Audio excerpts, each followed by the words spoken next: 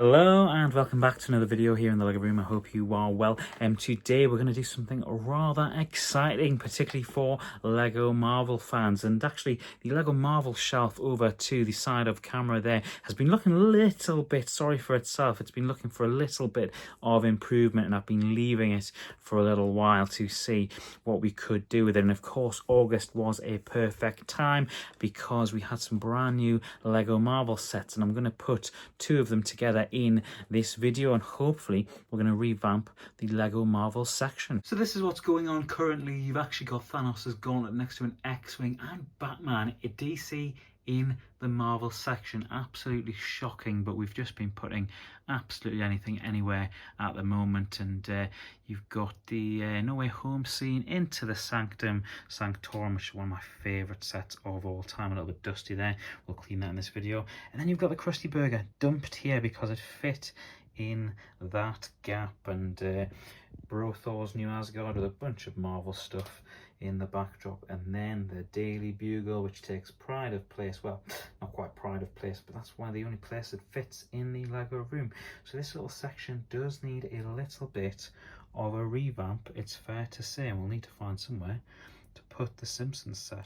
So as much as I would like to add the Avengers Tower to that, or the X-Mansion, the reality is with us moving into probably a new LEGO room within the next 6 months or so, it's just not a great idea to be adding more stuff to the lack of space that we do have at the moment. We do want to tidy that Marvel section up. And of course, August the 1st, very, very good for LEGO Marvel in terms of we got new sets and two new Spider-Man sets that I was very, very keen to get my hands on and have got my hands on. First of all, you got Peter Parker's apartment. This looks really good. This one can be connected up to the shop and the Oscorp Tower. I won't be getting that Oscorp Tower until it is on sale. I did a video quite recently during the Fantastic Four video I did where I said that I would love to see a D2C version, or a modular big UCS, whatever version you want to call it, big version of the Oscorp Tower, and I feel like we maybe missed out on that. That Oscorp Tower, £120 for 800 pieces, not quite what I'm after, but one I'll probably get on sale. And I've seen that you can connect it to this building as well. I know that's not canonically accurate, but I've seen images online that you can actually connect them together as well with the store. So that is something maybe we'll do in the future. But right now I am pleased to have this. It will fit in quite nicely in some of those narrower shelves that you've just seen before in the last clip. And one I'm really excited about and can kind of fit in just about anywhere is the other Spider-Man set that I'm very excited about. You've of course got the Spider-Man versus Doc Ock train scene, the famous holding the train back scene, one that I really like the look of, and I think they've done a really good job. There's some really good figures in there. I'm thinking particularly of Aunt May. I can't really see it on my face, can you? Of Aunt May and of J. Jonah Jameson. That was one of the most awkward ways to handle a box in the history of doing videos. But yeah, really excited about this one as well. Two really nice Spider-Man sets. Let's crack them open. Let's have a little closer look at them, and then we'll integrate them into the LEGO room. Right, there we go. And I don't know, I may even do a little short poll about this, which is the better £45 set. They've both got real pros and cons. My gut feeling is always that the modular building, not this is modular, this is open back, any kind of building that can be modularized. You can see by the little Technic pins either side, you can incorporate this with two other LEGO Spider-Man sets, would be the better value. I do however think that the train is very cool. It's very well done. You can make the base spin as well, but I've chose to have it straight, so you can have little spinning 2x2 on the very bottom there, and that will allow the bottom bit to spin over. And I've elected to, for the sake of display, not have it that wobbly. I think it's just better off just leaving it like that. Yeah, the inside of the carriage. Should we open the inside of the carriage? So you can get in. It's not that easy to take these off, so I'm going to take one off, but you can see you've got the seating area just in there. So that is where you can't place May or even J. Jonah Jameson, but that might look a bit weird. I'm probably not going to place them both in there. May almost certainly I will put inside, however. Let me show you the minifigures as we go through them. These are the other three. You've got Aunt May there, a completely different variant, of course, to the one from the Daily Bugle. Doc Ock, which I actually think is a bit of an upgrade on Doc Ock. You can actually see the amount of detail that has gone into the very bottom bits here as well. Lots of different pieces that you're using here to get to these extendable arms. And J.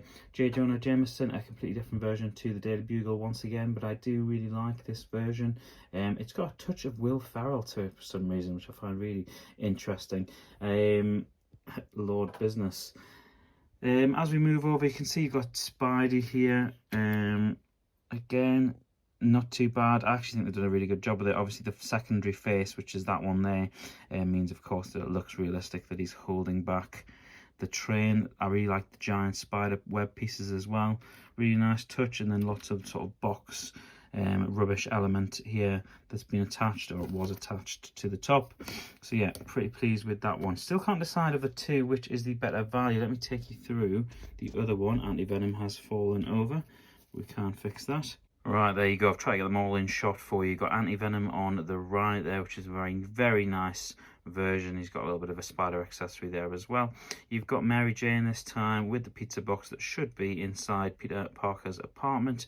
I'll skip over Hobgoblin just now because I think he's probably the nicest character. You've got Spider-Man as well on the very left with what we've seen before here in the European magazine, which is the sort of little spider, I guess you would call that flying spider accessory. Not entirely sure what you would call that. Hobgoblin, absolutely fantastic. The pick of the bunch in both sets. Look at the accessorized flying accessory. Look at that. I mean, that looks fantastic. He's got a dual molded headpiece as well. I should probably show you that. That is a sticker on the very front of the wing that you can see there. And I really love these pieces, this sort of Ghost Rider looking hair piece, which looks fantastic on the little sort of pumpkin. Yeah, really pleased with this. Let me show you the dual molded head.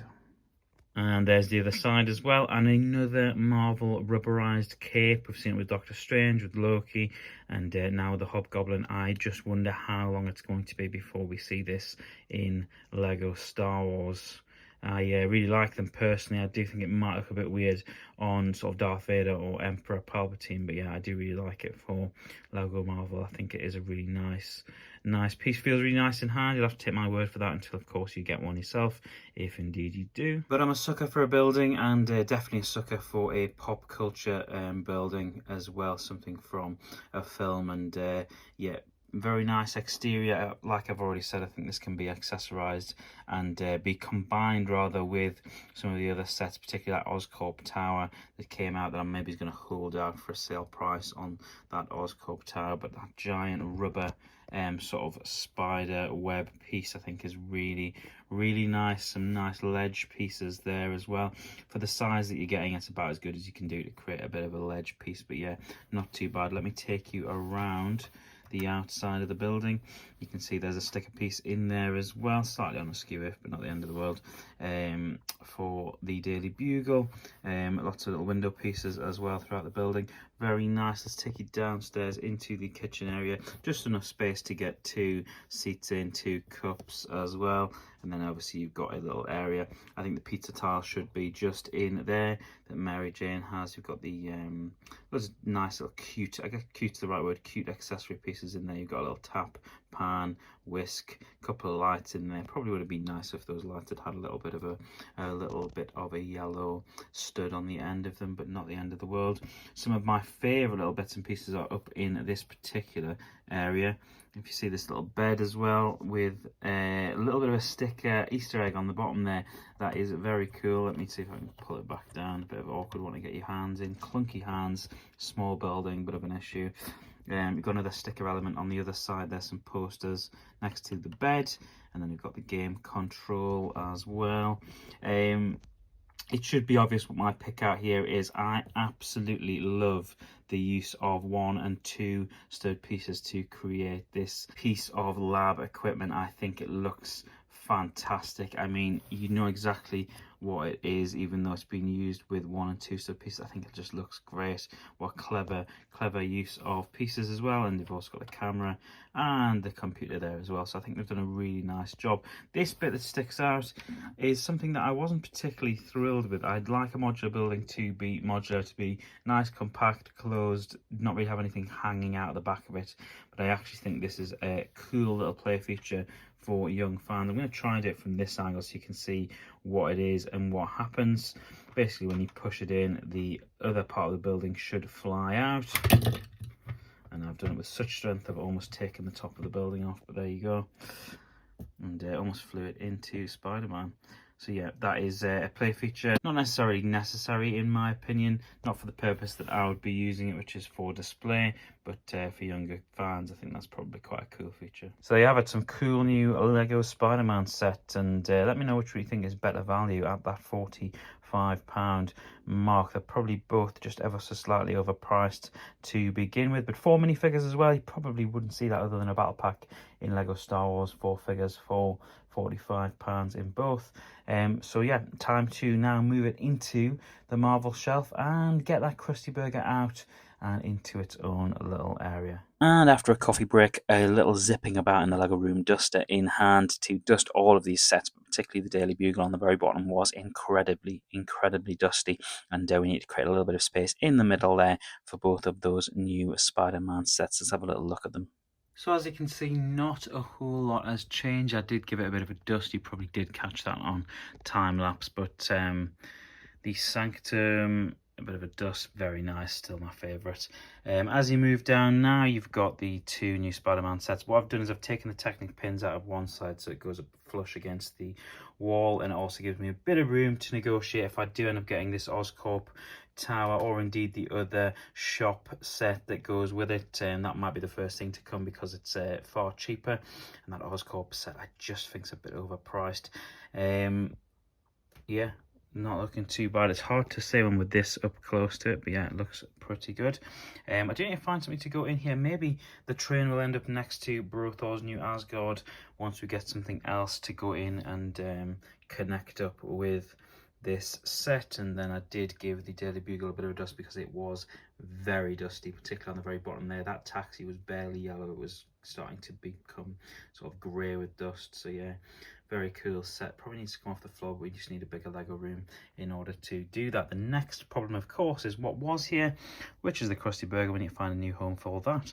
And this is where the new space has really helped us out, and even if it is only temporary, because I don't really want Cad Bane's justify next to the Krusty Burger, somewhere for Cad Bane to go and grab a little snack should he feel the need to.